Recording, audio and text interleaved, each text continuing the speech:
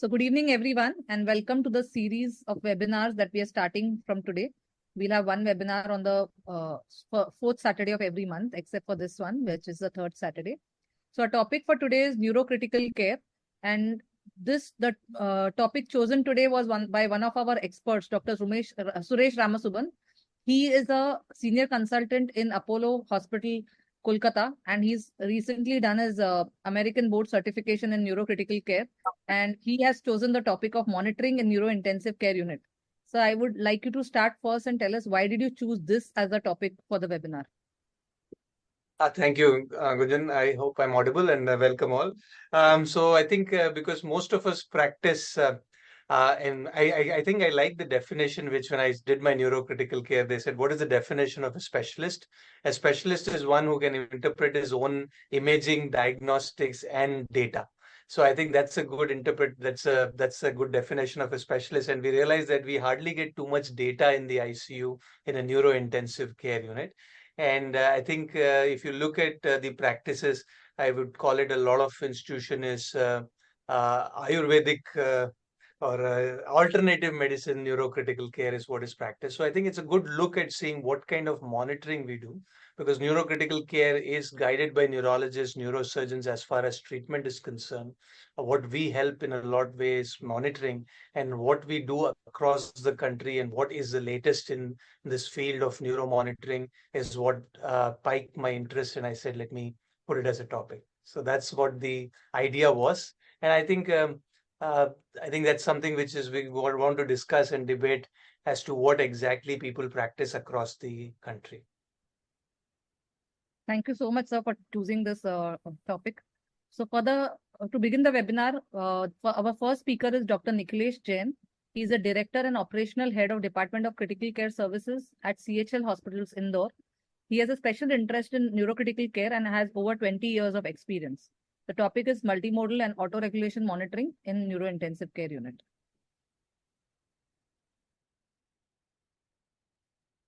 Sir, you can start.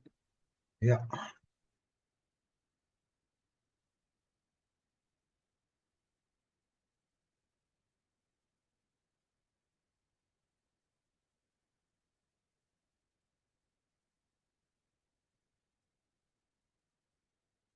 Right, this is visible? Excuse me, this is visible? Yes, it is visible. Yes. Okay. So Zirpe sir had actually moderated the session for me and in Criticare. It's part of the same lecture that I did, and without wasting much time, because it's a huge topic when I looked into it. It's a multimodal neurocritical care monitoring. So why do we need to monitor these patients? Detecting early neurological deterioration, individualizing your patient care decisions as far as neurocritical care is concerned, monitoring the timing and response of therapeutic interventions. It allows for understanding the pathophysiology, formulation of management protocols, and the idea is to improve the outcomes and quality of life in those patients who survive their outcomes. So then comes, are there any need gaps? Clinical examination alone is not sufficient to detect events that are associated with bad outcomes, namely increased ICP, decreased cerebral oxygen availability, and subclinical features.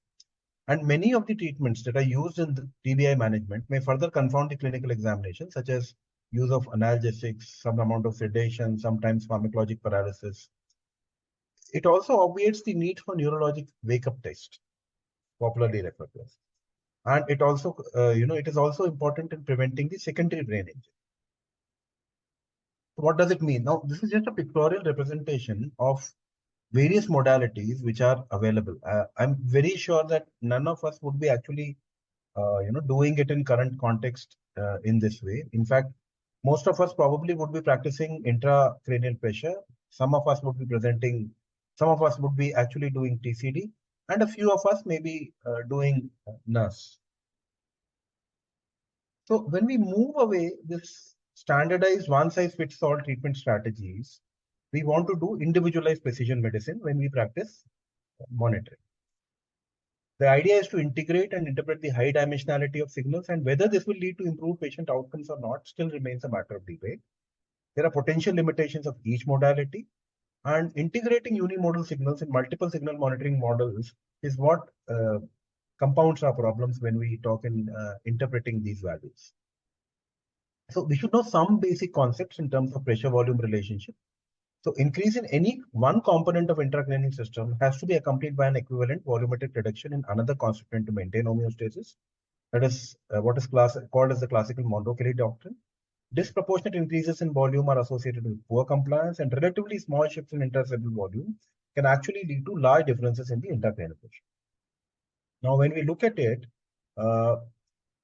we can actually see this is how the normal pressure time curves look, and this is how the compromised compliance looks, and this is how the critically low compliance value looks. So dampened waveforms are classically seen with catheter occlusion, catheter malposition, air bubbles, sometimes cerebral vasospasm, or those patients who have got an open skull, literally. Example of these patients would be status quo splenectomy patients. So there would be certain basics on vasomotor reactivity that we should know. What you need is a constant cerebral blood flow, and this is done to maintain metabolic and physiologic conditions. So the value that is required is approximately 50 to 60 ml per 100 gram per minute to maintain normalcy. This vasculature is particularly sensitive to changes in arterial PaCO2 concentrations, pH, and to a lesser extent oxygen levels. About 3% of increase in cerebral blood flow is seen for every 1 mm mercury increase in PaCO2. Arterial blood oxygen levels are documented with vasodilation when arterial tension is documented to fall below 50 mm mercury to protect against cerebral hypoxia. Avoiding hypercarbia is important, and excessive hyperventilation can actually lead to opposite effects. Now, what about cerebral autoregulation? Classically recognized as a protective homeostatic mechanism. Significant determinant of mortality and functional outcome in severe TBI and subarachnoid hemorrhage subsets. It is basically the capacity of cerebral precapillary arterioles to relax and constrict to changes in transmural pressure. And this is done to ensure that the brain gets a constant cerebral blood flow over a range of mean arterial pressures. However, the range of mean arterial pressure is narrower than what it was considered earlier, and it is actually heavily influenced by changes in arterial pressures. So implications would be cerebral ischemia can actually happen under ranges of mean arterial pressure which are typically considered normal, emphasizing individualized assessment and optimization.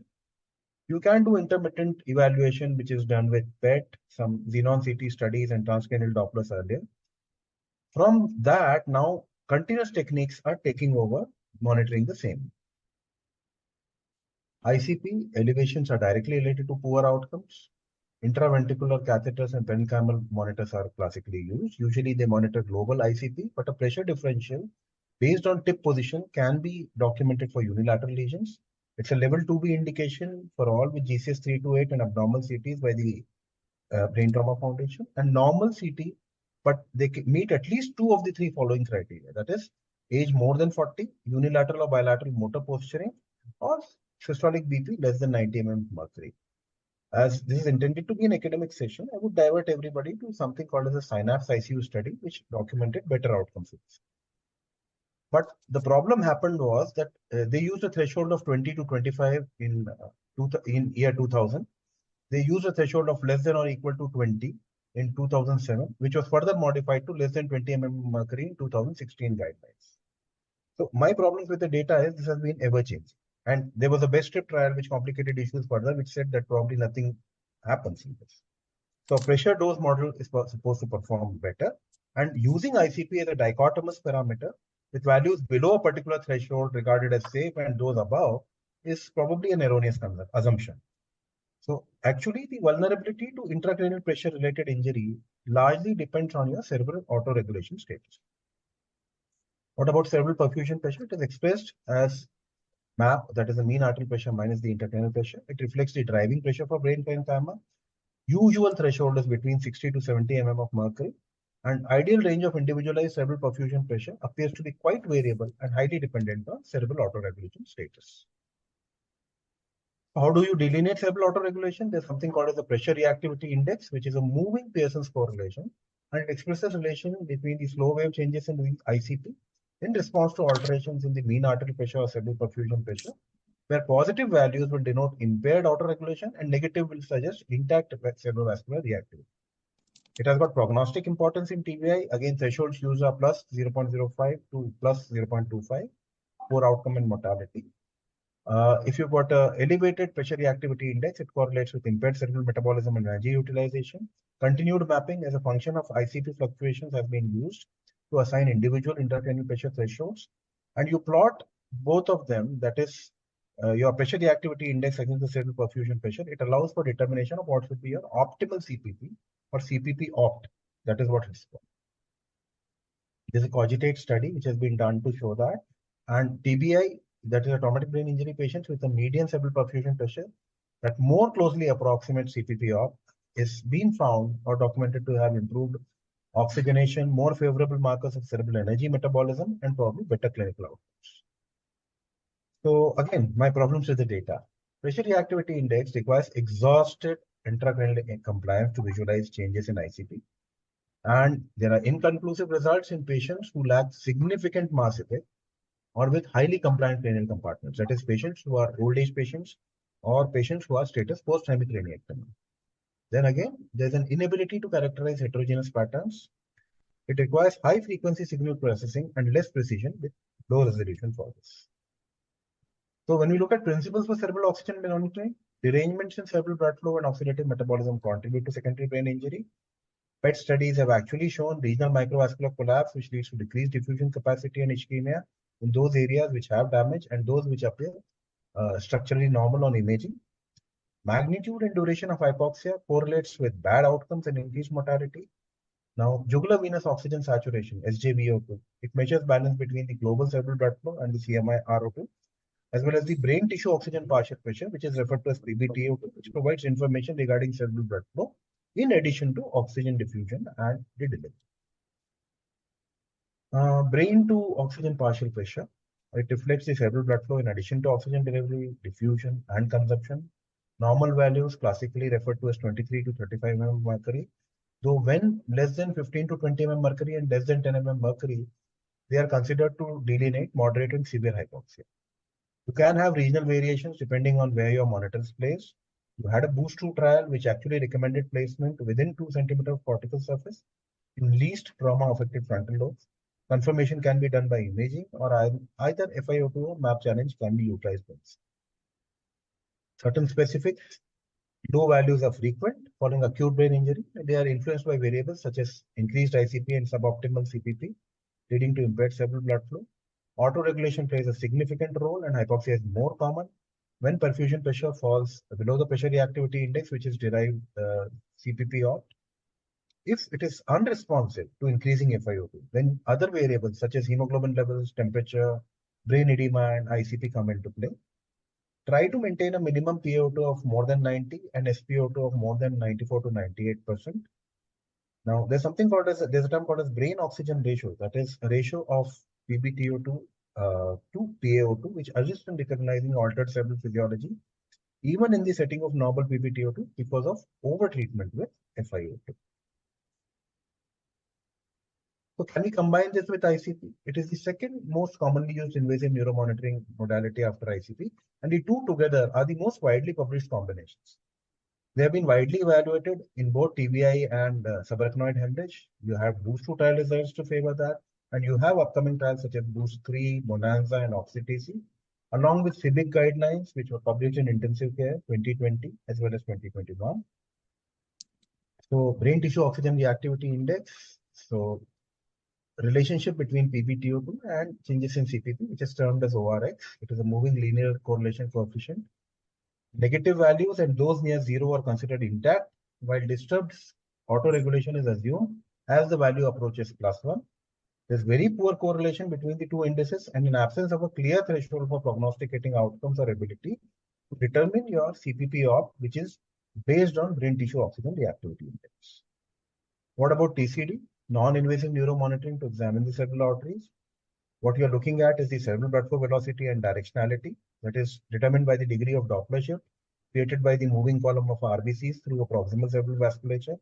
Most common windows are transtemporal and suboccipital, in which you actually measure your cerebral blood flow velocity in the anterior and posterior circulations.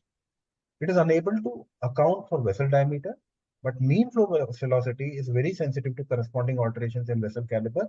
So it actually can be served as a screening tool for a large vessel vasospasm, specifically in aneurysmal SH subsets and traumatic brain injury subsets. Some more specifics: mean flow velocity more than 160 to 200 in MCA has got a high positive predictive value for moderate to severe vasospasm, whereas less than 120 is less likely to have significant spasm as far as SH is concerned. Then you have got a term called Lindegaard ratio, which reflects the mean flow velocity of the MCA relative to ipsilateral ICA. And it is a useful tool to contextualize elevated velocity, which is more related to vasospasm or hyperemia. It is a valuable modality in stroke with a high sensitivity for microembolic signals for risk stratification of future ischemic events. Specifically, settings of carotid stenosis, blunt cerebrovascular injury, coexisting cardiac disease, and it at times may assist for anticoagulation prescriptions. My problems with all that is limited ability to capture dynamic alterations. It is very operator dependent as far as signal acquisition goes, and automated technologies may fare better. And TCD goal-directed therapies, they actually need some more validation when it comes to interpreting these factors. NURSE, non-invasive modality, provides real-time info about regional cerebral oxygenation and cerebral blood flow. Emission of near-infrared light source. The range used is 700 to 1100 nanometers to penetrate through skin, cranium, and specifically more superficial, few centimeters of the brain. It provides estimate of total hemoglobin concentration and the ratio of HbO to HbT, which is called as regional cerebral oxygen saturation or RSO2 or tissue oxygenation index. It reflects balance between the oxygen supply and demand within distal arterial, venous, and capillary territory, and having a good correlation between invasively obtained cerebral blood flow values. We place these optodes over forehead and measure the signal over frontal lobe gray matter, as well as the watershed zone of ACA or MCA with a normal range being 55 to 80%. Specifics less than 50 to 60% value is concerning as far as documenting ischemia is concerned. It is more useful to monitor for relative changes. There is very modest correlation with conflicting findings regarding sensitivity to changes in arterial blood pressure, PaCO2, and cerebral perfusion pressure. Intra-patient optical measurement can vary significantly depending on the cranial geometry, and it is more useful to monitor for relative changes in RSO2 or TOI to detect cerebral ischemia. This is just an illustration of how various things can be put together. It is by no means complete, no means exhaustive, very busy slide. I'm going to go on to the next slide. You have certain management algorithms which were actually brought forward by the civic protocols, depending on your ICP and depending on what should be your initial treatment of cerebral hypoxemia, treatment of refractory cerebral hypoxemia. As far as severe traumatic brain injury is concerned, again, this is non-civic guidelines, your management strategy based on your CPP targets, ICP targets, as well as PBTO2 target, and ideally having at least 4 hours of pressure reactivity index monitoring, depending on how your curve size is.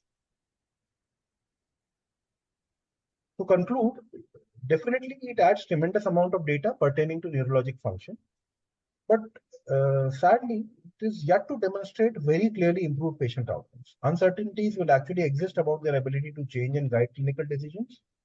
And goal-directed therapy can actually only be realized when you have multimodal data, which is collected and integrated using time-synchronized data collection. If you are able to, sort of come across as a solution where our data integration is better and interpretation is better, then probably we can get high-quality outcome-based studies which can define our guidelines in the future. Thank you.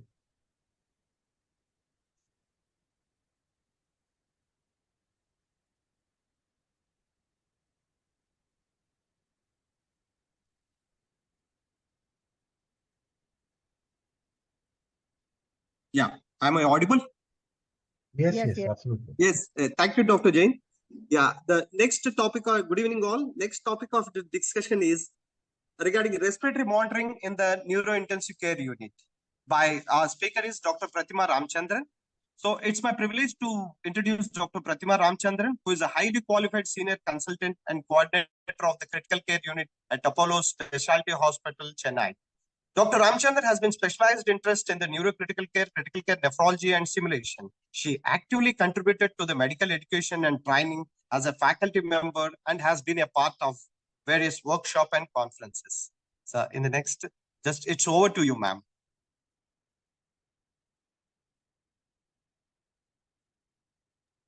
Yeah, thank you. Thank you for the nice introduction, Dr. Shaikh. Happy to be here. I don't want to delay everybody's time, so we'll just go into the session.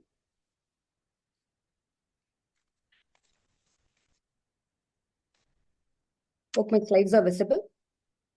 Yes, ma'am. Okay, so after the entire neuro monitoring, we go into the respiratory neuro monitoring, and it has come a long way from the history of pulse, hand-on pulse. So many people looking just at the patient without any monitors. Now we are looking at monitors, all graphics. We see all graphics. And when the brain gets hurt, when there is an acute brain injury, there is so many things happening.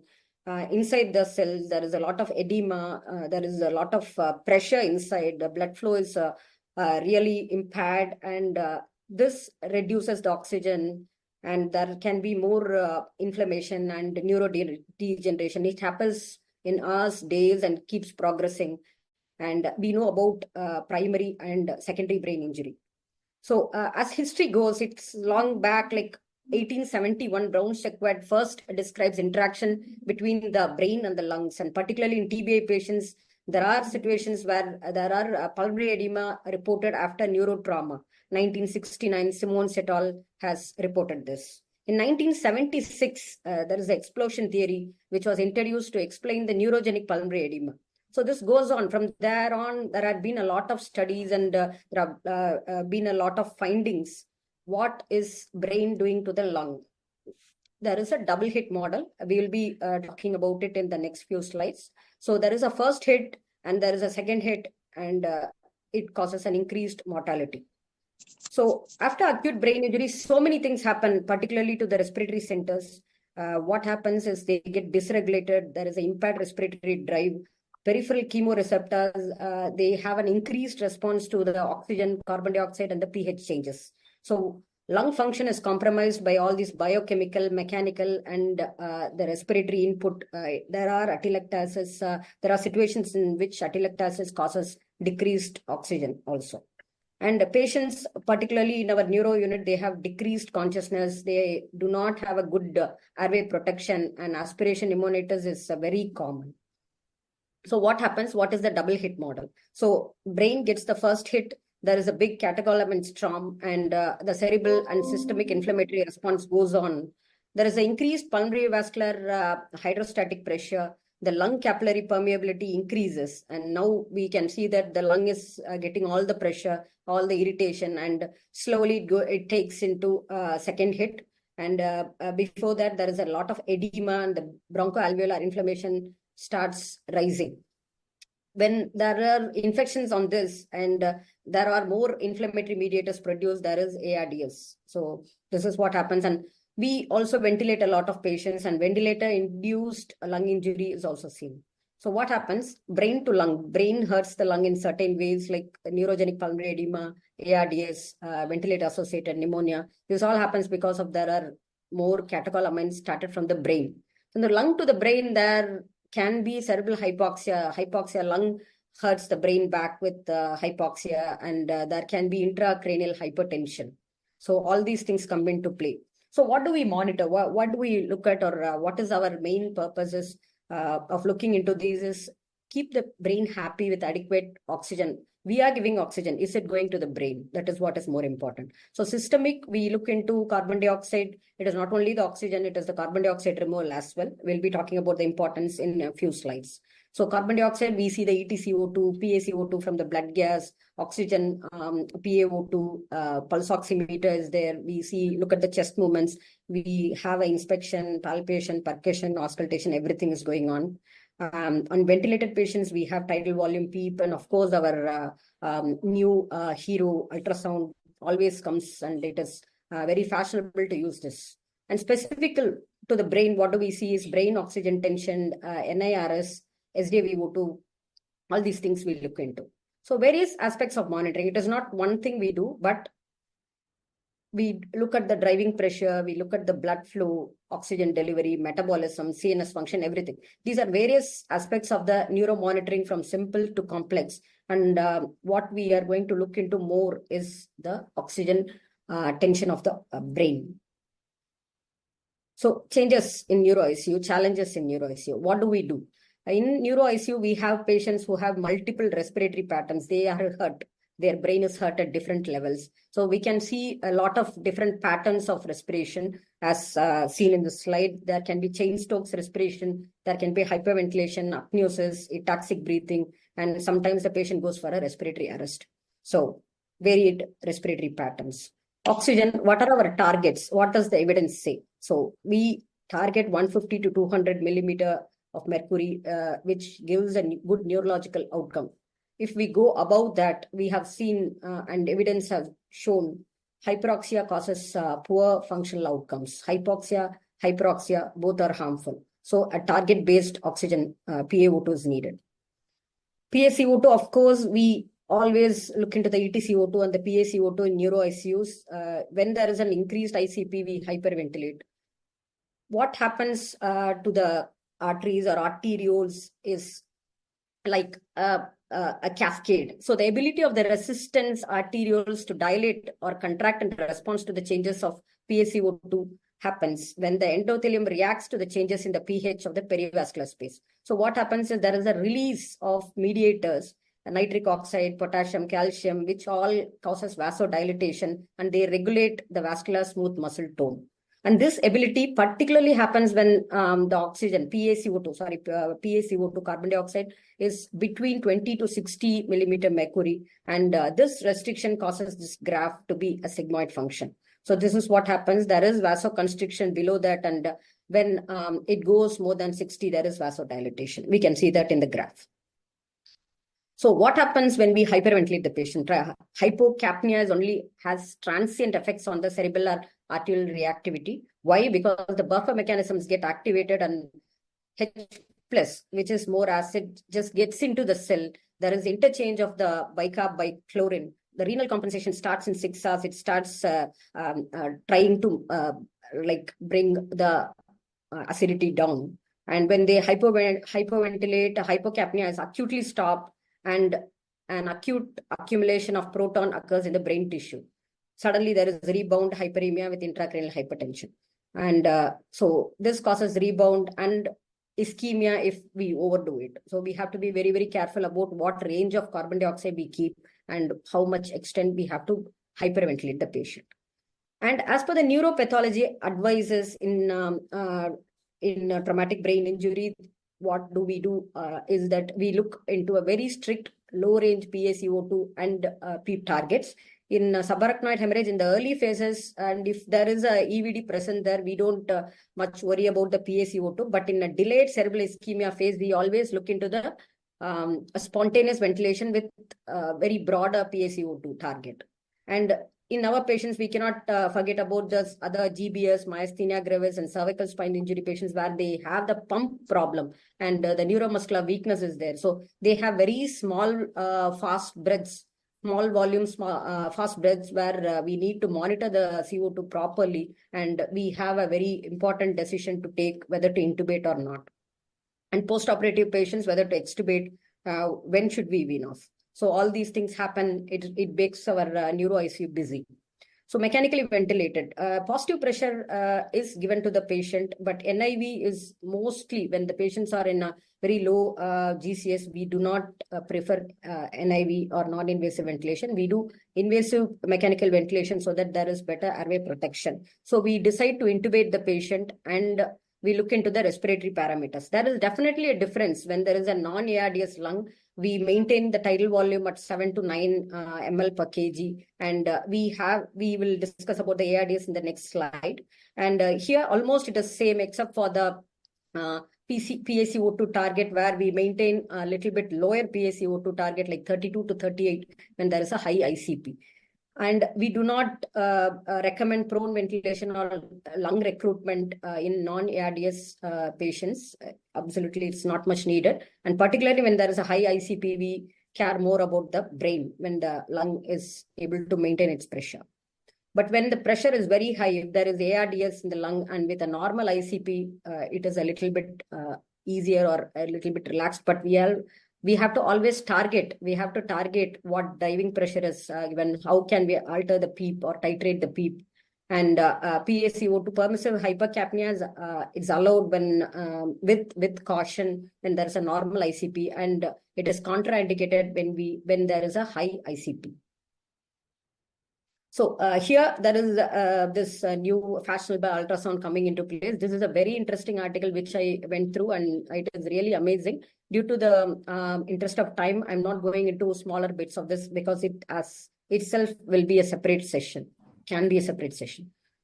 So this is a busy chart. I just tell the gist so that you can see, or you can go and verify later and spend time with it. This is just the ARDS recruitment with lung ultrasound and the brain ultrasound. In the brain ultrasound, they look at the pulsatility index, the Doppler venous velocity, and the ONST, which is the optic nerve diameter. So all these are just made into a flow chart. This need not be memorized. It can be have look and see through pamphlet what we can keep near the bedside. This is really interesting, and there are more studies coming on its usefulness. So weaning, okay, we ventilated the patient. Now we are about to wean. What do? We do the basics. So when we have a patient whom we need to wean off, we assess and we make sure the pain is controlled properly. There is both the awakening and the breathing trial is done. Then the choice of sedation, delirium monitoring management. Particularly in neuro ICU, we mobilize the patients very early. There should be a proper physio given. There is a family engagement and empowerment. This is for mainly avoiding the delirium and making the patients having a better cognitive stimulation. So tracheostomy, yes, if we cannot wean off or extubate the patient, we do an early tracheostomy, and always make sure that the patient can maintain the airway. If not, we do an early tracheostomy and start mobilization. So I will just touch upon these with pictorial scale. So cerebral oxygen monitoring, what do? We look at the SjVO2, we look at the brain oxygen tension, and we look at the NIRS. So what do we look at here? We have the tip of catheter at the jugular bulb, and these are the reference values. If it has to be normal, it has to be kept between 55 to 75%. If there is less than 50%, there is an increased ICP. We have to be making sure that we look into the algorithm which we have in most of the standard textbook. We have to have it by side, look into that. What are we missing? Should we increase oxygenation? There is a very big flow chart which is at the end of the session. I will also go through that. So if it is a low SjVO2, there is hypoperfusion, and if this is a high SjVO2, there might be a failure of oxygen extraction or regional ischemia. Both causes an unfavorable outcome. But when there is a relative hyperemia, there is a chance of favorable outcome, and if it is well maintained between 55 to 75, that is great, and that gives a favorable outcome. So this is what the chart, which chart I was saying. So possible reason for a less than 55%, it can be less PaCO2. So look into the ICP. If it is less than 20, then we go with the EEG. If it is more than 20, what are the possible causes? Should we look into the venous obstruction? Should we do a CT and sort it out? If it is more than 75, the ICP is less than 20, there is no action required. Otherwise, we also look into the possible cause of increased PaCO2, and should we do a transcranial Doppler or a CT and act accordingly.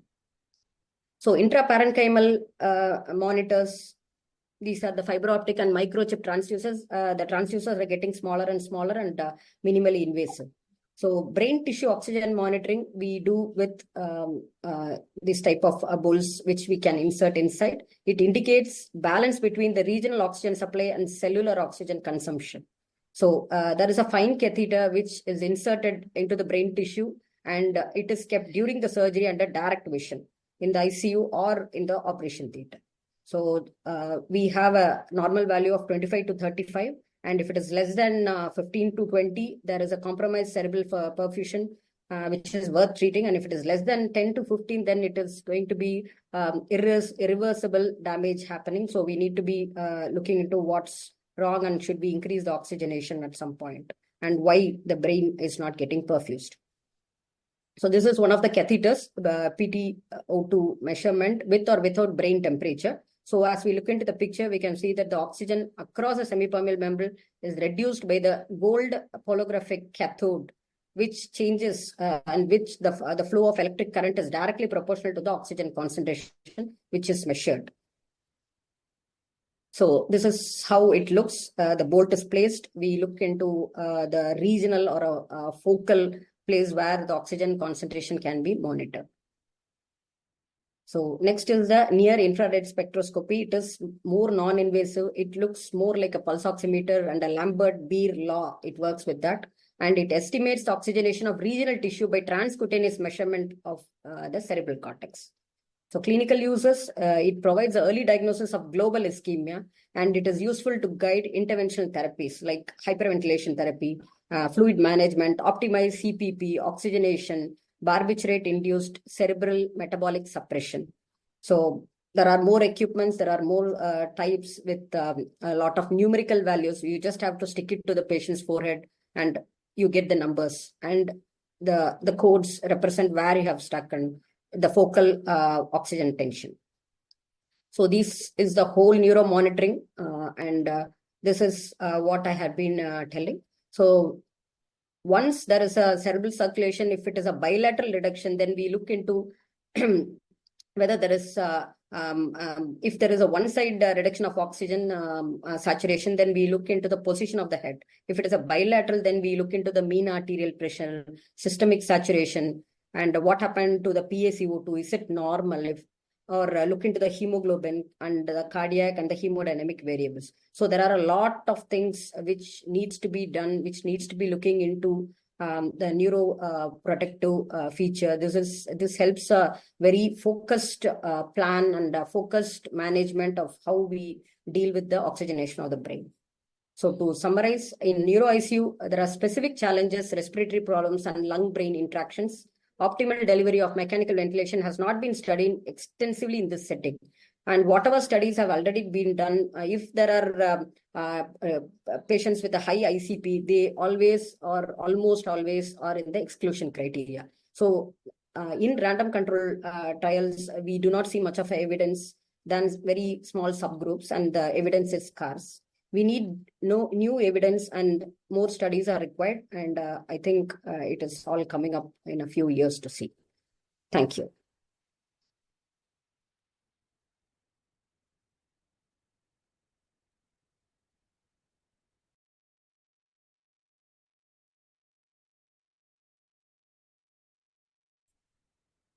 Hello. Yeah. Thank you, ma'am. Am I audible? Yes, Yes, you are. yes, you are. Yes. There is one question in the chat box. How can we monitor respiratory parameters in neuromuscular disease like GBS and myasthenia gravis, ma'am? Yes, we look into always the basics. As I already mentioned, we look everything from the respiratory rate, the ABG, if the CO2 is going up, and looking into the airway, if there are increased secretions. Is the patient able to take huge tidal volumes? Like it is not the ventilator. I'm talking about the amount of chest movement, how much it is moving. Is it small volume breaths? So all these things are the first level of monitor. Then it doesn't mean like we have to go into the brain to monitor the tissue perfusion in neuromuscular situations, because the brain is not major affected. It's more of the neuromuscular diseases.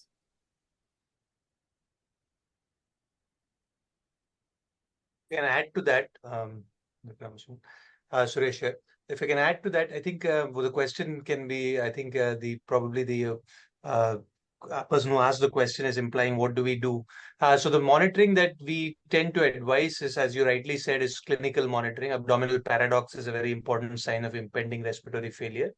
Use of accessory muscles, that's a clinical thing. Second, we tend to do is a little bit of single breath count, which in a conscious patient is probably the easiest thing to do. And anybody who can count more than 20 with one breath is generally accepted. We tend to use a lot of portable PFT spirometers nowadays because it's easily available on a laptop. And in a cooperative patient, you can get a vital capacity done.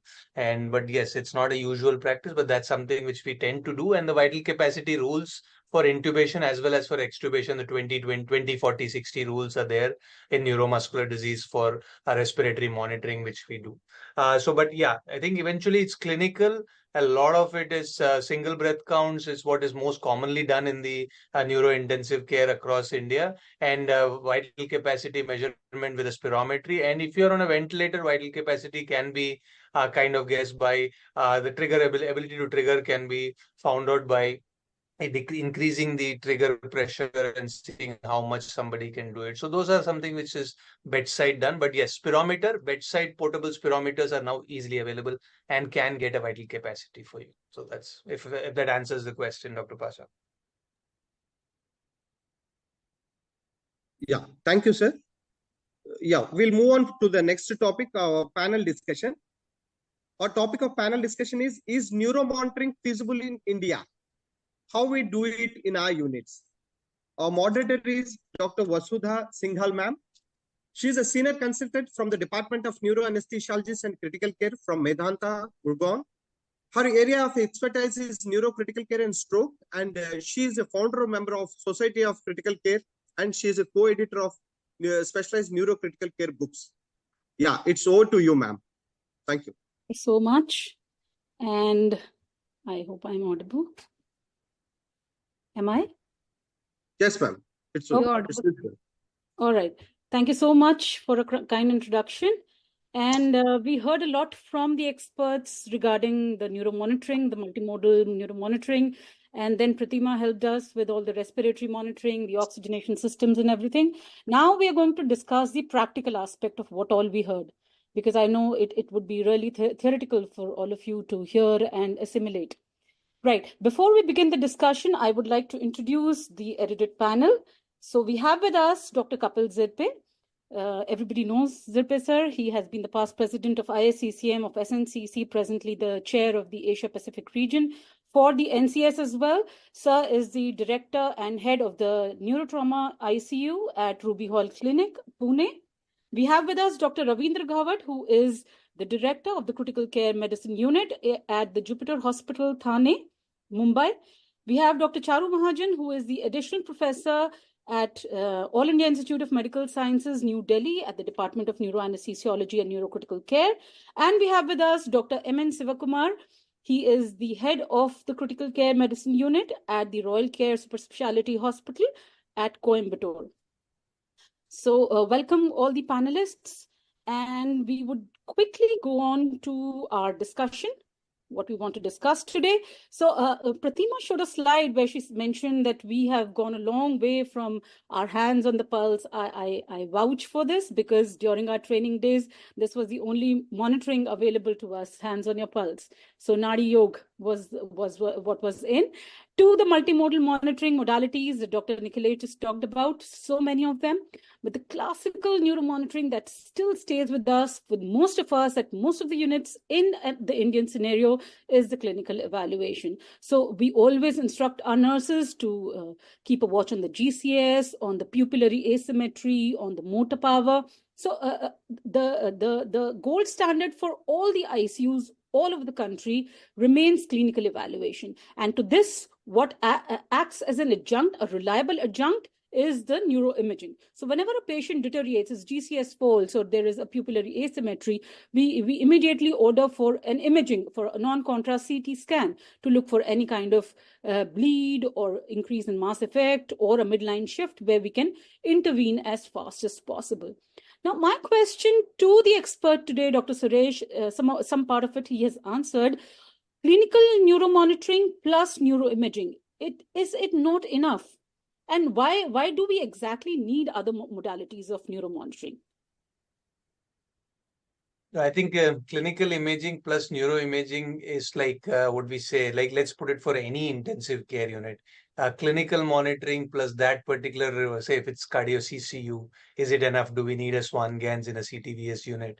So do we need monitoring? So the answer is very simple. Once I always say you require advanced hemodynamic tool, advanced ventilator monitoring, only when our clinical neuromonitoring and neuroimaging is not adequate to help the patient. If the patient is not getting better and we think that we can do more, then it is not enough. So that's a very simple answer. So like you have an ARDS patient with AKI, I would say, yes, you need a Swan-Ganz catheter. But if you look at the data on Swan-Ganz, it will say outcomes are not very good.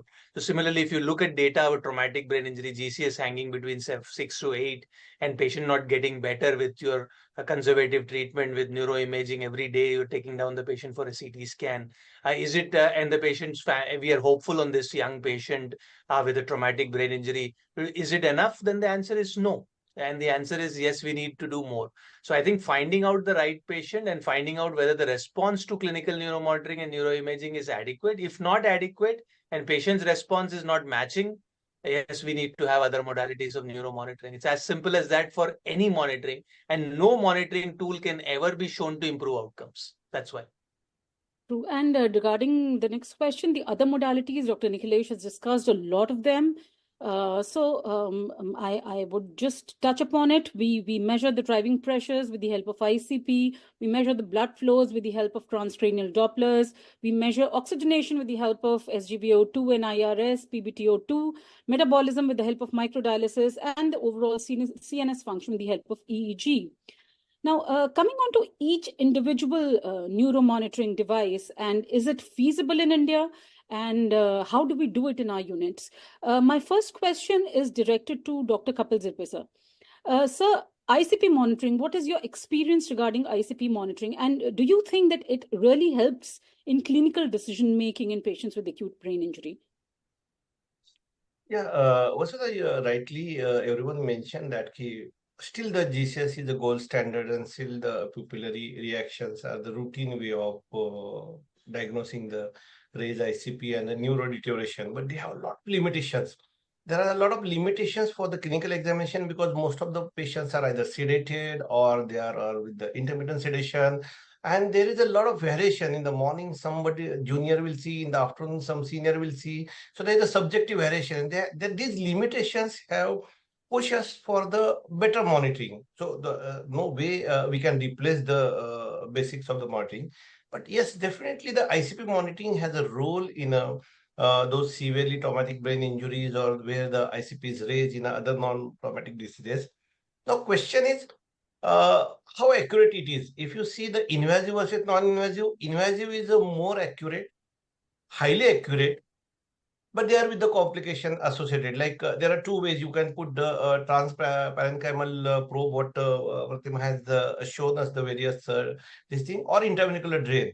If you go ahead with the interventricular drain, it is one of the best way which is commonly doing in the most of the ICUs across the India. In our unit also, we never did the interparenchymal ICP monitoring, be honest with you, but we are doing the interventricular drains. And the one of the advantage of the interventricular drain ICP monitoring is the therapeutic option. Whenever we need, we can just drain the CSF more and reduce the ICP. So that is one of the major advantage with the interventricular devices.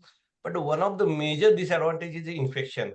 Those ICUs where the infection rates are on the higher side, like a CRBSI rate, they have to be very careful because one of the quality marker for neuro ICU or neurocritical care is your ventricular drain infection rate, not the VAP.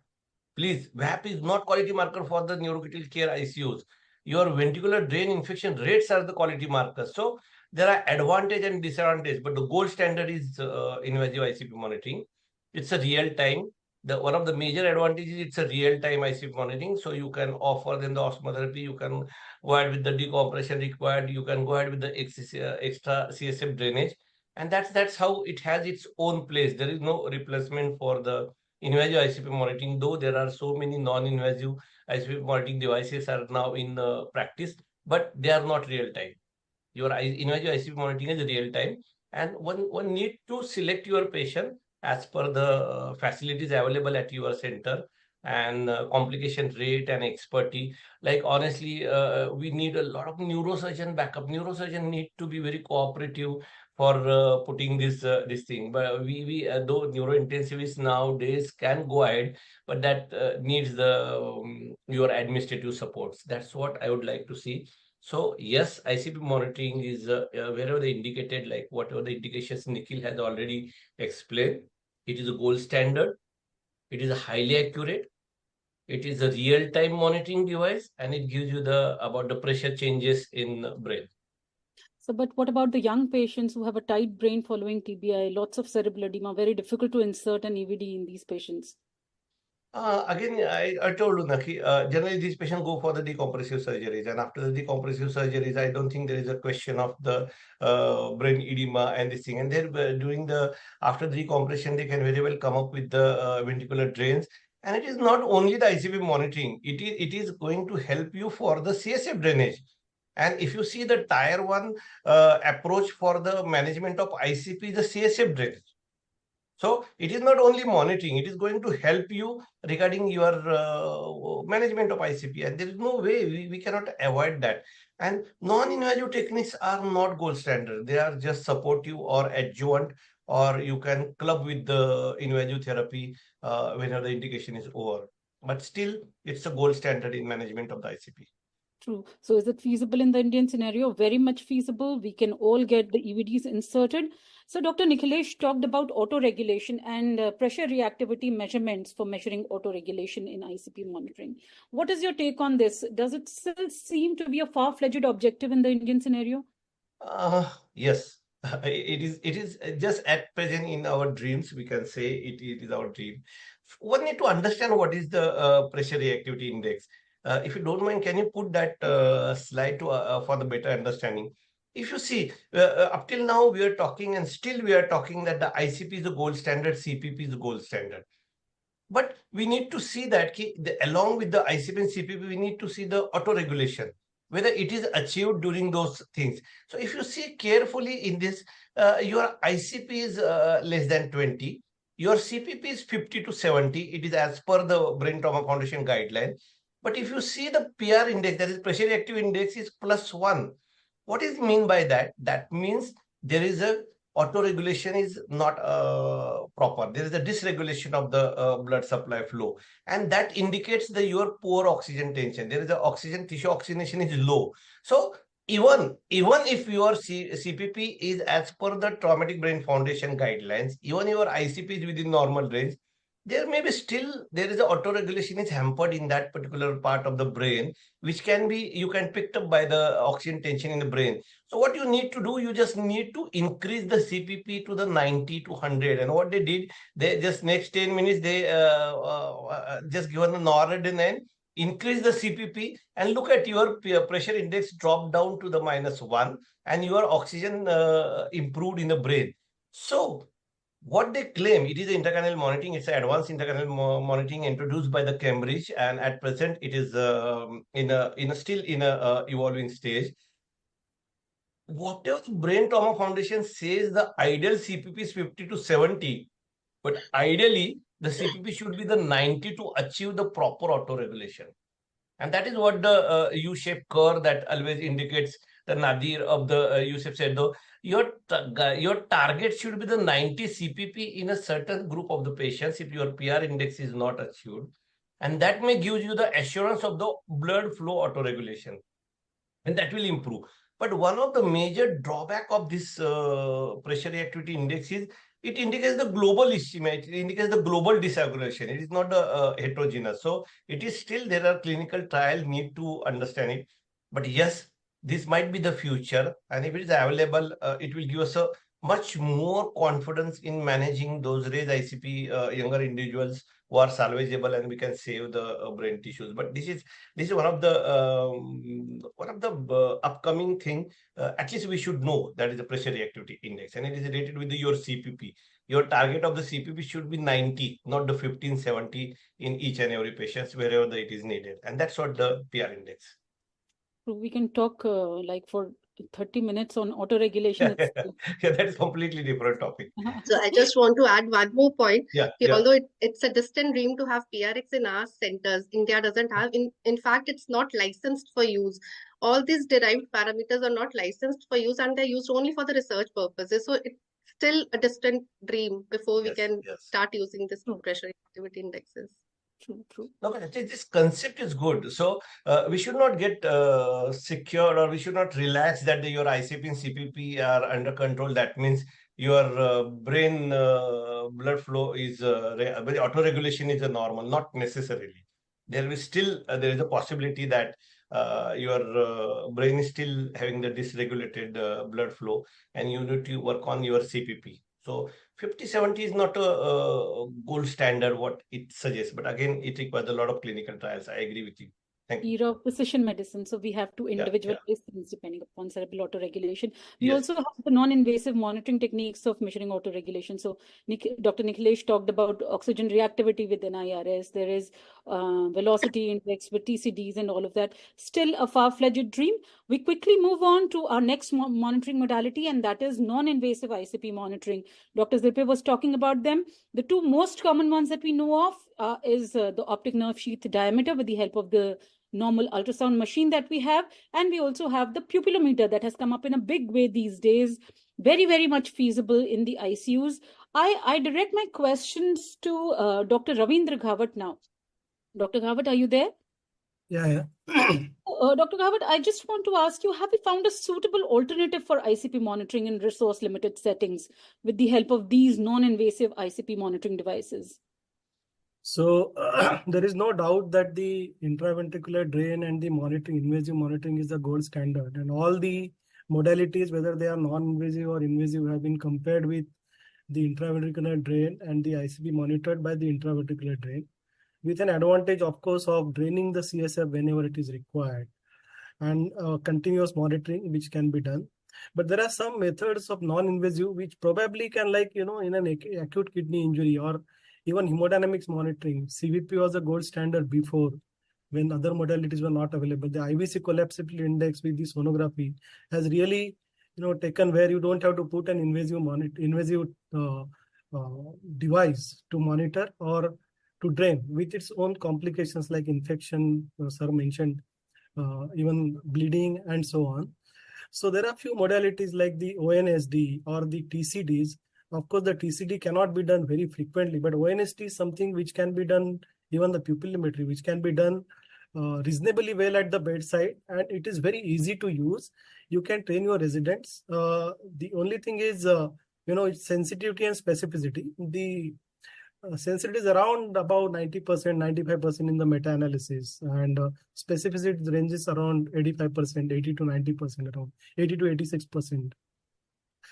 The advantage of this is that you can do it at bedside, number one. Number two, it doesn't require a big expertise. Like for a sonography, 25 sonographies you do for a particular sonography machine or sonography tool that you want to learn, you are reasonably good enough to do it.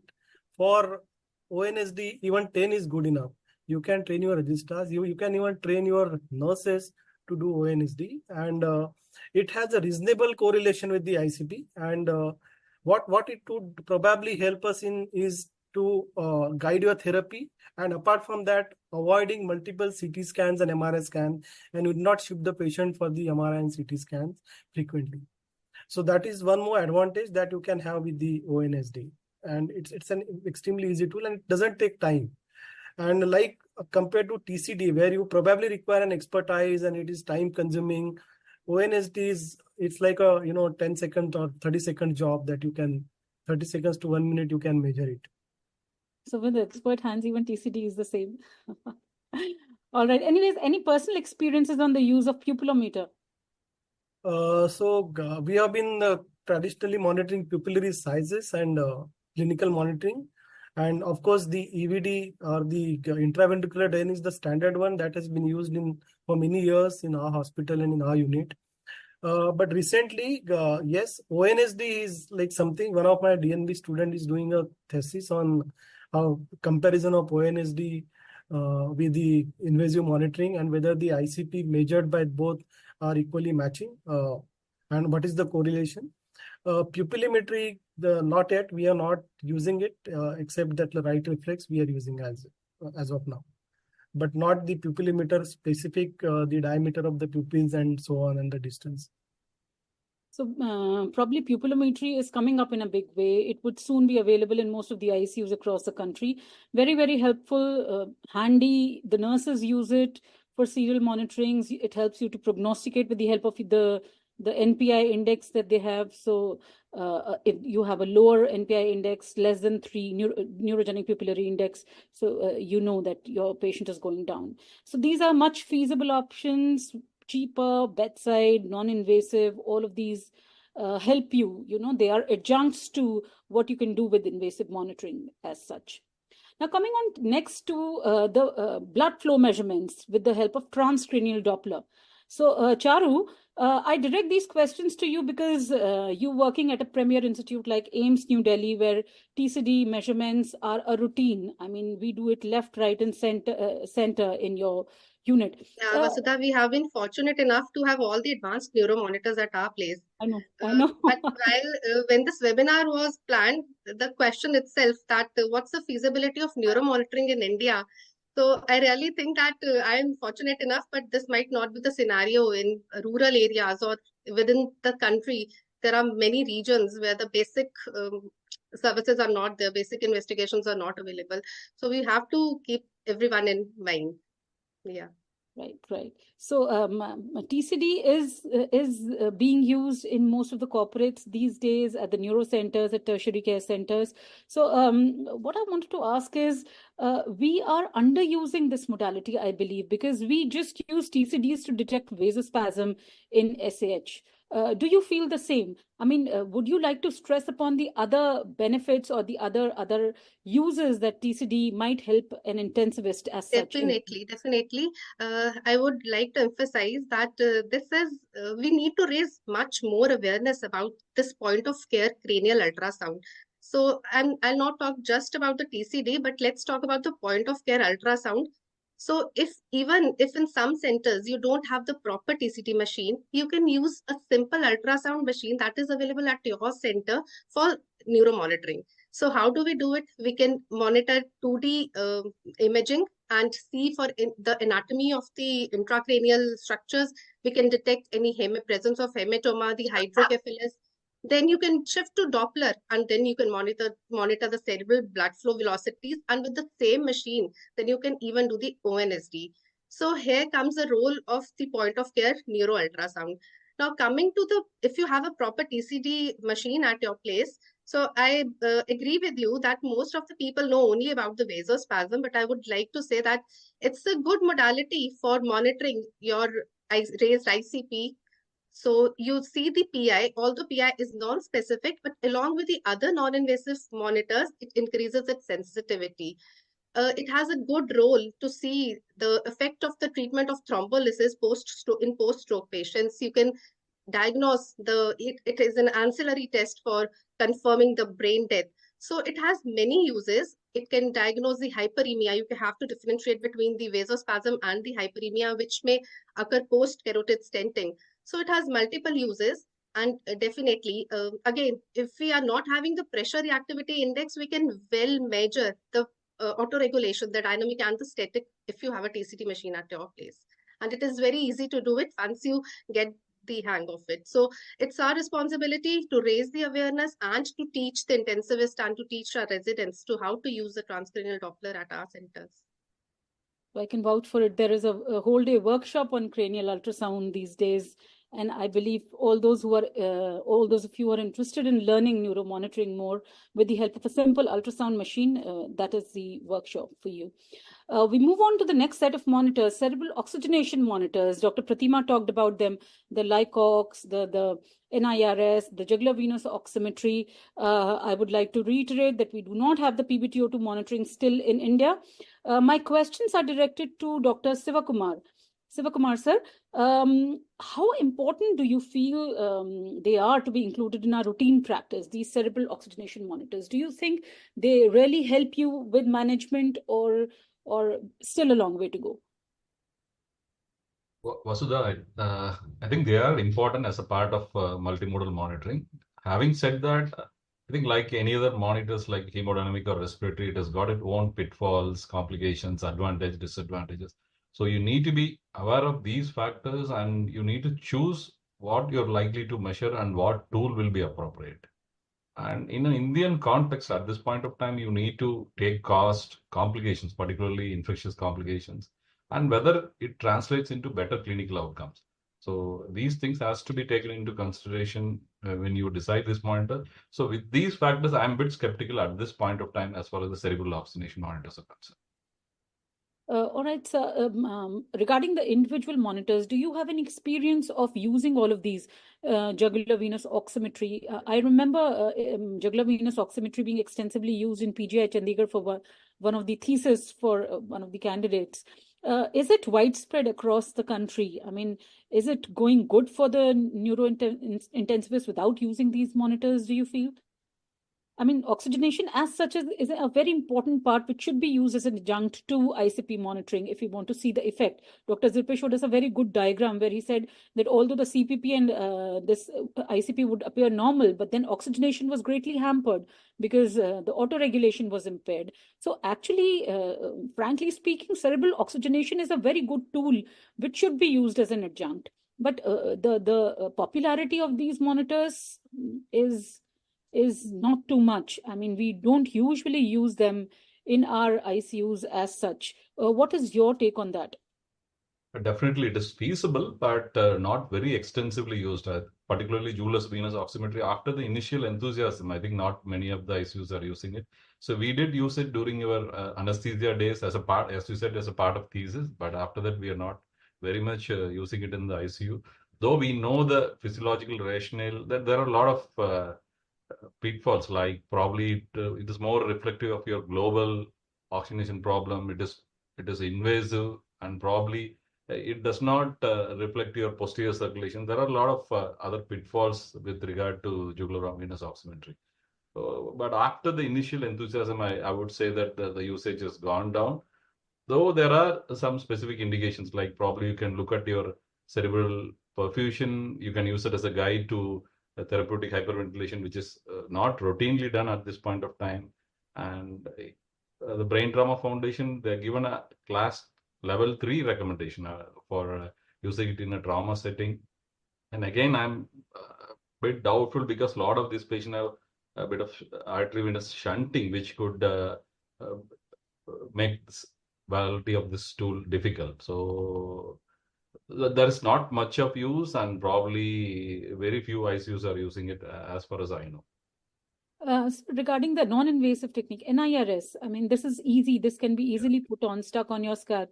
But do you think it is reliable? I mean, how much is the effectiveness? Do you feel it would help us in clinical decision making? I mean, we are monitoring the ICP and we use oxygenation from the NIRS. Do you believe that these would be helpful adjuncts?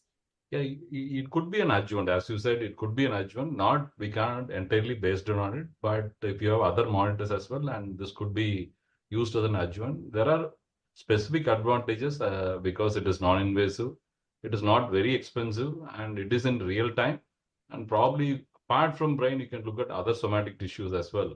So these are some of the advantages of NIRS, and the usage is quite picking up now, and we do use it in other indications as well, probably in patients on ECMO to look at the cerebral perfusion. And even in ECMO patients, we do, I think, look at the limb perfusion also. There are a lot of extended indication as far as the NIRS is concerned. True. And regarding PBTO2, still not available in India. And what do you think? There are a lot of trials. Boost 2, Boost 3 is also coming up, and the West is really going, this thing on the use of PBTO2 monitors. Do you think that it would change our practice if it were introduced in India? I'm not very sure at this point of time. Probably whether it would be changing our practice at this point of time with the existing data. All right, sir. Last but not the least, regarding the global monitoring of the brain with the help of an EEG, an electroencephalogram, the electrical activity of the brain. Is there any utility in routine practice? Zilpe sir, I would like to ask this from you. Do you have any experience regarding the use of continuous EEG in your ICUs? Do you believe it is going to be helpful in the neurologically injured patients? How feasible is it? So the EEG is one of the most practical, bedside available, clinical, no major expertise involved or there is no major cost, but underutilized in the neuromonitoring. We talk a lot about the jugular venous pressure. We talk a lot about the other technologies which are still not in India. But EEG is in there. India is very much known thing. And continuous EEG is also available in most of the neurocritical care unit. We have also having the continuous EEG. We need to understand where we can use it smartly. I said it is underutilized because there's a traditional dogma is that when there's a convergence, we should do the EEG. That is somewhat very basics of the EEG. But there are so many things in the day-to-day practice, like in traumatic brain injury, because of the neuroinflammatory cascade is on the accelerated side. There are 20 to 40% chance of the secondary brain injury and the convergence in a traumatic brain injury, and majority of the convergence in traumatic brain injuries are the non-convergent status. So we never come to know what is happening to the brain. How many times we do the EEG in this patient? How many times we offer them the continuous EEG in the patient? Most of the time we correlate with the raised ICP and underlying brain damage. Let me tell you, your intermittent EEG has only 50% sensitivity to pick up those non-convergent status. Against continuous EEG can pick up to 90% of the desensitive status. So when you are coming across any raised ICP and it is not responding as per your clinical judgment, we know that the first week there are the 20 to 40% chances of the secondary brain injuries and the convergence. Why can't we offer them the at least intermittent EEG to pick those 50% chances, and if available, continuous EEG? So it is underutilized because probably we don't know how to use this technology smartly. And there are so many things now coming, like one of the questions you would like to ask me regarding the your quantitative versus qualitative EEG. This we are doing is the qualitative EEG. We are doing the analysis of the waveform. That is the standard practice. And quantitative, which is coming up, which is the data analysis of those waveforms, and that will be the get analyzed, and then you will get the results. But that is too far. I'll still say that a continuous EEG has a definitely role in a severe traumatic brain injury. We need to apply it at least first 48 hours. If you see the 40% of the traumatic brain injury worsens within 24 hours, 60% time hematoma worsens in the first 24 hours. So if we offer the majority of the traumatic brain, severe, moderate to severe traumatic brain injury, first 48 hours, continuous EEG, probably we will offer them the good results in future. So EEG monitoring, the role, yes. Positive role, yes. It is underutilized, yes. We can do it in a better fashion, but that's what I will say about the EEG. It's one of the most ignored thing. Even in yesterday's talk regarding the curing coma, that is the coma. Coma is always misbelieved. There is a lot of misbelief about the coma. Probably we underutilize the EEG. Probably we underutilize the continuous EEG, and we label them that this patient is having the severe brain injury and he's in coma and he's not going to come out. It will help you for the prognostication also. And that is what I would like to say about the EEG. We need to find out the more and more opportunity to use the bedside. See, the advantage of EEG, it is a portable, it is bedside available, no major expert is available, not very costly, and you can go ahead with the day-to-day, even continuous EEG monitoring is available. So these are the plus advantage with the EEGs. Actually, we would not agree more with you, because I think it is our hesitation to use these monitoring modalities much more than considering the feasibility. The question should be: are we ready to use these neuro monitoring devices? We should see. One of my recently joined neuro physician came to me and she said, "Shall we appoint a EEG technician for our neurotrauma unit?" I was a little bit surprised. I said, "New technician for it?" He said, "Yes, we are not justifying the use of the EEG." So that's what we are talking about, the respiratory therapists. We are talking about the clinical pharmacists. We are talking about the clinical associate. Why not the EEG technician in your neuro ICUs? It will make a lot of change in your approach as well as the results. Thank you so much. So in the interest of time, I think we need to conclude. So we have to measure things like ICP, adequacy of cerebral perfusion to have a complete picture.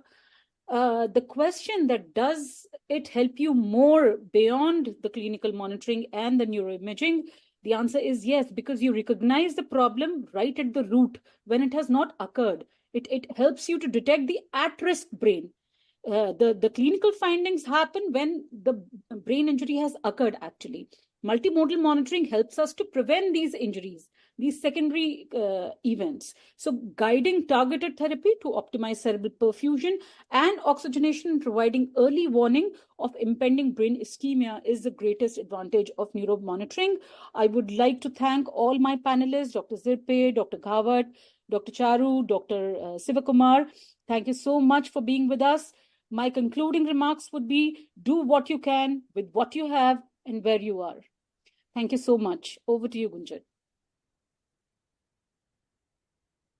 There are some questions in the chat box. Dr. Arif will be asking them. Yes.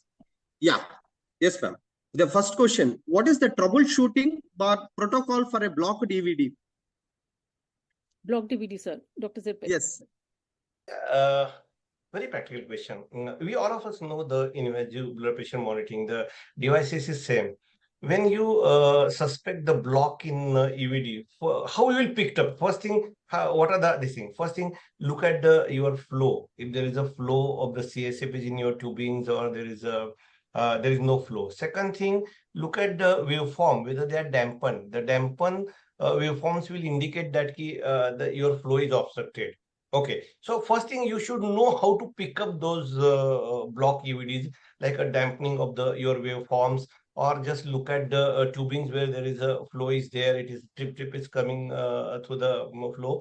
Or third thing might be check the your CSF pulsations in that chamber. You can just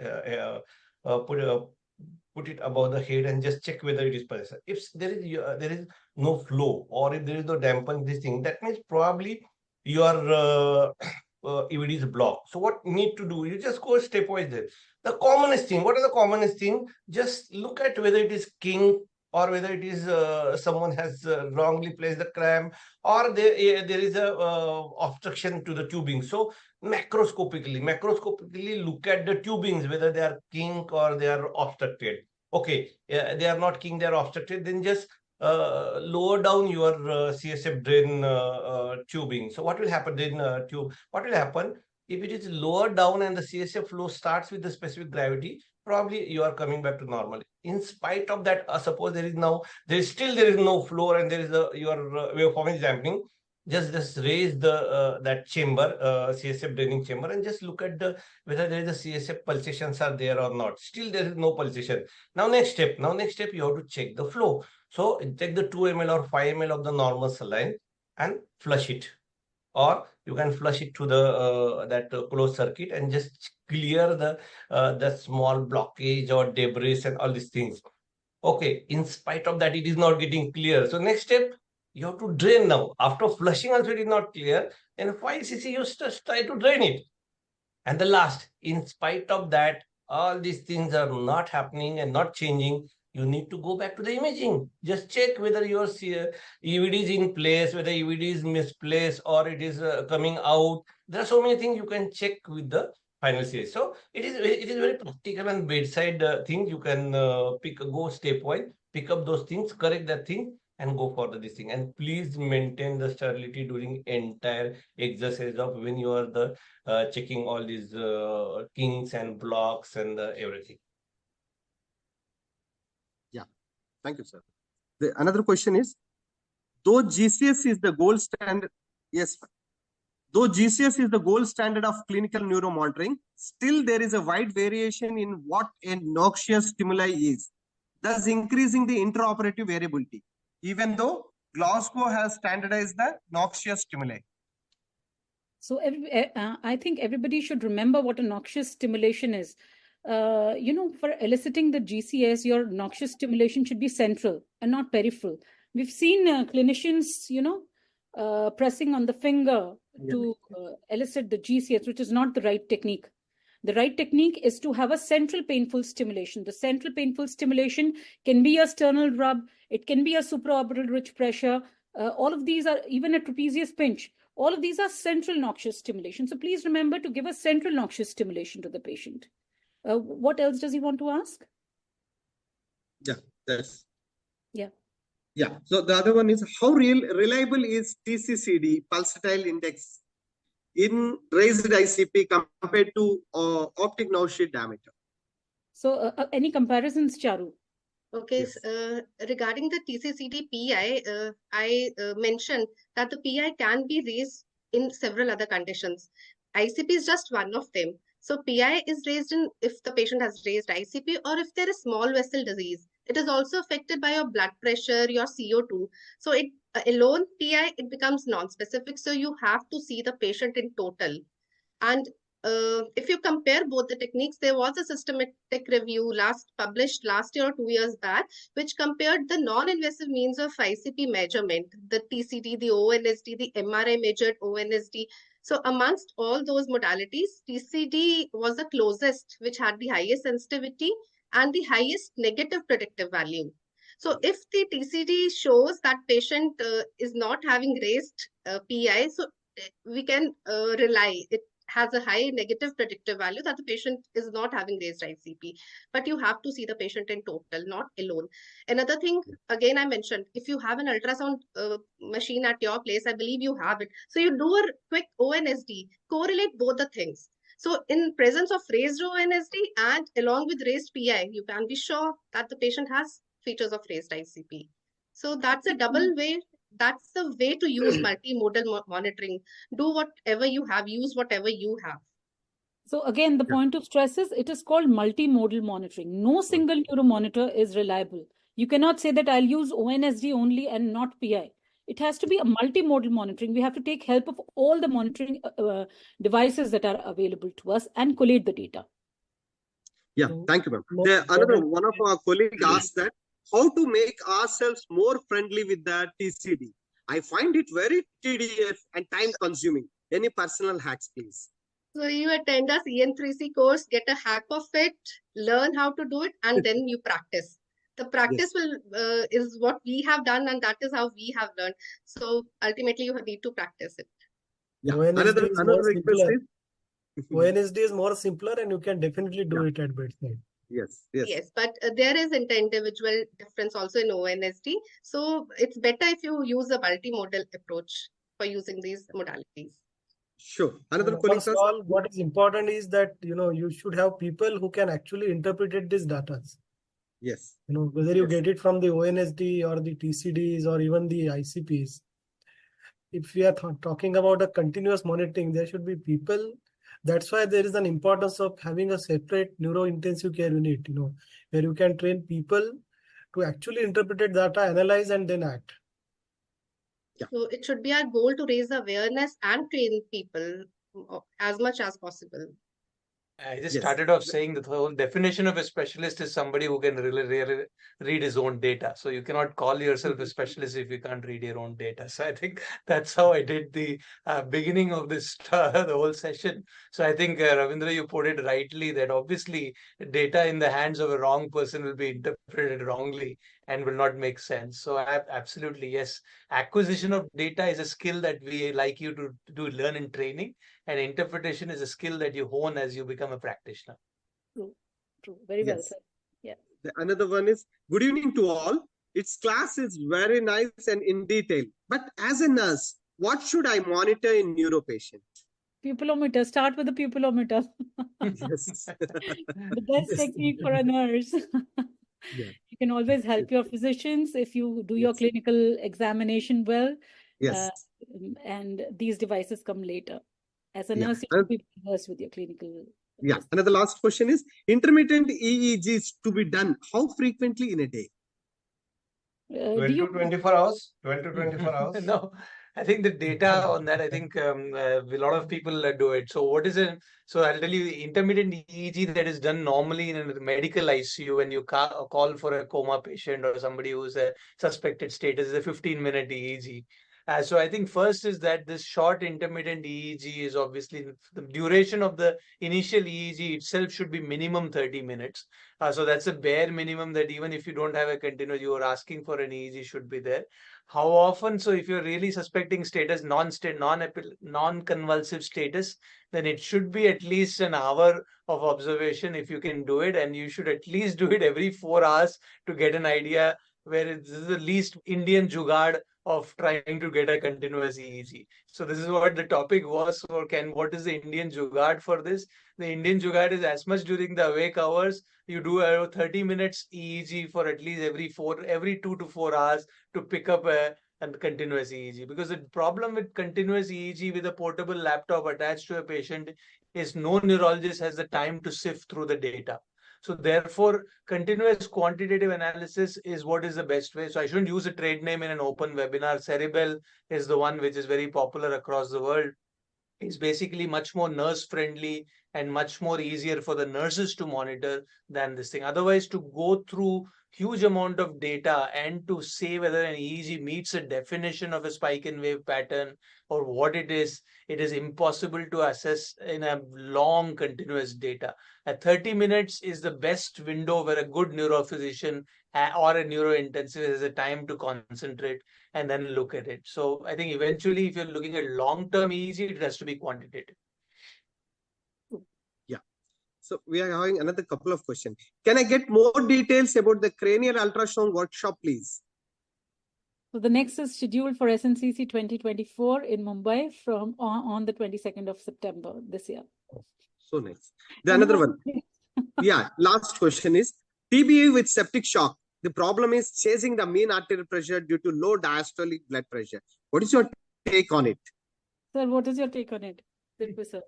TBI with I think that Suresh now answer the last question. I think there's no right. And that's a very good question. I think I was looking at the question. I was saying that is probably the smartest question this thing that we face across, we have come across, and it is a difficult situation that you are facing across. But yes, so there is no right answer. Once you ask such a smart question, the smart reply is there is no right answer. So yes, would you take a systolic blood pressure in this and not do a diastolic blood pressure and not take a mean arterial pressure? No, the answer is all care. If you look at your goal for hemodynamic is MAP more than 65. Your goal for cerebral perfusion is ICP minus MAP minus ICP. So you have to have a mean arterial pressure, which is what is going to be your flow across your entire cardiac cycle, which is what is more important than just a systolic flow or just what is a diastolic run flow. So I think we got to maintain. So what happens is then you got to use measures to maintain blood pressure, maintain the mean arterial pressure in a vasodilated state with a lot of non-vasopressor dependent methods, maybe vasopressin, maybe things like that. But yes, it will have consequences which we don't know. So these are the situation where monitoring the actual ICP and what happens if the autoregulation is intact, the correlation between the MAP and the ICP is inversely proportional when the autoregulation is intact, and it is in a similar fashion when the other way around. So I think that is where the monitoring comes in. These are the situation where it's a perfect candidate to monitor what's happening to the brain in addition to what's happening to hemodynamics. That's the only answer I have. I'll ask and Vasudha if possible, and Charu. brain oxygenation monitoring can be added. So it can guide your management. What should be your goals? It can guide your oxygenation goals, your hemodynamic goals. So it can be a great help if you have it. So this is one place where I would say that advanced neuromonitoring is required, and you need to be in a center to do it. Otherwise, it becomes anybody's guess. So we are live on Facebook as well, and we have a couple of questions there too. Just quick ones. One which was missed here on Zoom is how frequently do you do invasive ICP monitoring? So in case there are 20 traumatic brain injury patients, how many will you monitor for invasive BP? Answer is as per indication. We cannot say that today only we'll go ahead with the 4 and tomorrow I will remaining 4. So whichever the fitting in the indication, even if the all 20 requires, we have to see that whether you have those equipment, facilities, expertise, and accordingly we go ahead. So this question is tricky question, but answer is very straightforward. As per the indication, those who deserves more and as per the availability of the facilities, expertise, cost, and everything. Can EVD be inserted, or should EVDs be inserted by neurosurgeons only in the OT, or intensivists in the ICU can also insert? See, How do EVD you should be, practice? of course, by the neurosurgeon, but there is a recent paper I came across. The few neurointensivists also put it bedside, but it is still far in India. But I think at current situation, neurosurgeon is answer for It's that. a neurosurgeon's domain. Yeah, Don't yeah, get yeah, in yeah. there. Yes, Exactly. You but will be thrown Suresh, out. I came across that I know, but prospect this thing which almost more than 15-20% they are neurointensivists were putting the bedside, but it's too far for India. Let's go, let's come to the ground reality. It's a neurosurgeon's domain in current situation. So there is one question who's asking for brain hypoxemia, how much time usually does it take for brain hypoxemia to develop? Who's answering? Dr. Siva, are you there regarding oxygenation? All right, so brain hypoxia doesn't take time. Time is brain. Hypoxia is something that sets in instantly. So, we say that with every minute, 1.9 million neurons are lost. Lost as in because of lack of oxygen. So time is brain. We do not have any time for hypoxia to happen inside the brain. And that forms the basis of all monitoring, all therapeutic interventions in brain. So no scope for hypoxia with brain. Brain doesn't have any stores of stored glucose or stored oxygen or anything of that sort. It doesn't have anaerobic metabolism. It is just dependent upon aerobic metabolism. So no scope for hypoxemia in brain. We can't say that it can tolerate it for so much time. Every minute that you're wasting, you are losing on neurons. So this As a is the chest last physician, we question. now say OSA as a leading cause of cognitive decline, and that's Yeah, because of lack of oxygen in your brain. So I exactly. think this is something which is very important. So even sleep apnea leads to mild cognitive improving decline, and that's the paper which has come out from, I think, Sabdarjung and Ames recently published in this thing. And so the cognitive decline, oxygen is absolutely paramount importance for the brain. As Vasudha rightly put it, no brain cannot survive without oxygen. So this is the last question, though not fitting to today's topic of the webinar. Could you please enlighten about when do you use mannitol or hypertonic saline for management of ICP? So if you see the actual guidelines, mannitol or osmolar therapy comes in tier 2, not tier 1. Tier 1 is head of position, tier 1 is CSF drainage, tier 1 is sedation and paralysis, transient hyperventilation. These are the tier 1. Mannitol and osmolar therapies comes in a tier 2. In spite of all these measures, if the ICP is still more than 20, then you use the osmolar therapy in terms of either mannitol or hypertonic saline.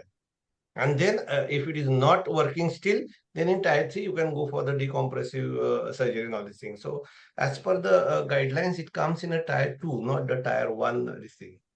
So I think, as I understood it, the audience, the person wants to understand when to use mannitol and when to use hypertonic saline. Yes. So Yes. The yes, difference of is course, or the timing you are saying? No, it is all on How do you personal between the two preference, here? actually. No, So, see, but Vasudha, for not the personal. No, I will differ here.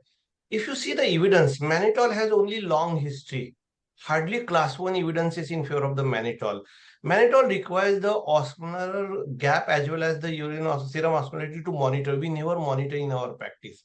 Our majority of the traumatic brain injury patients are dehydrated, and we are using the mannitol on the top. So we are heading towards the more and more renal injuries and the other complications of this thing. So mannitol has a long history of the use with a very minimum safety this thing. On the other hand, hypertonic saline has almost 21 class 1 evidence regarding the use of the hypertonic saline as a safe this thing for the osmolar therapy, and you have to monitor the sodium. So if it is evidence based, I will tilt towards the hypertonic saline.